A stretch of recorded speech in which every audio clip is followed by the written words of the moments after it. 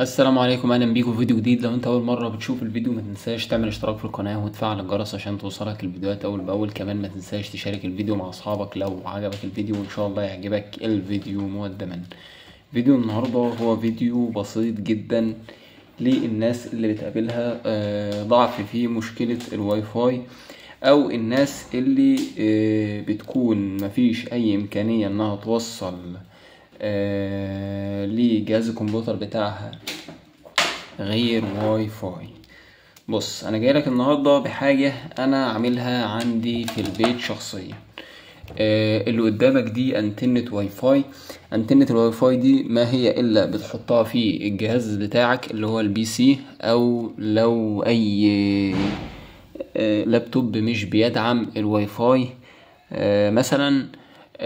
بتقابلني مشكلة ان انا بحطها في الكيسة بتاعتي والراوتر بيكون بعيد عني شوية. طيب بعمل ايه؟ ببدأ ان انا اوصل او اجيب كيبل زي الكيبل الموجود قدامك ده. الكيبل ده بيتباع، بيبقى خاص بمكنة التصوير او الطبيعات اللي بتبقى بعيدة عنك. باختصار انا الكيبل اللي قدامي ده هو كيبل يو اس بي، اسمه كده كيبل يو اس بي. يعني لو حضرتك سألت عليه ما هو الا كيبل يو اس بي، يعني تطويلة زي ما بتقول بالبلدي كده. بادئ ان انا موصل بدايتها هنا من جهاز الكمبيوتر بتاعي ونهايتها هنا في الانتنة. طيب ليه انا بعمل كده؟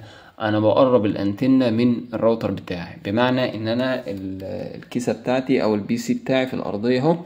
بس طبعا انا بتقابلني مشكلة، ولما بحب اثبت الانتنة بتبقى الانتنة اصلا بعيدة عن الراوتر وما بجيبش اي واي فاي. فانا يعني عامل زي 3-4 متر كده بحيث ان انا اقدر استقبل اشارة الواي فاي بشكل كويس. ده كان فيديو بسيط كده حبيت ان انا اشاركه معاك. اتمنى يكون عجبك الفيديو، وحابب اوصيك بالاشتراك في القناة وتفعيل الجرس عشان توصلك الفيديوهات اول باول. وشكرا ليك على المشاهدة.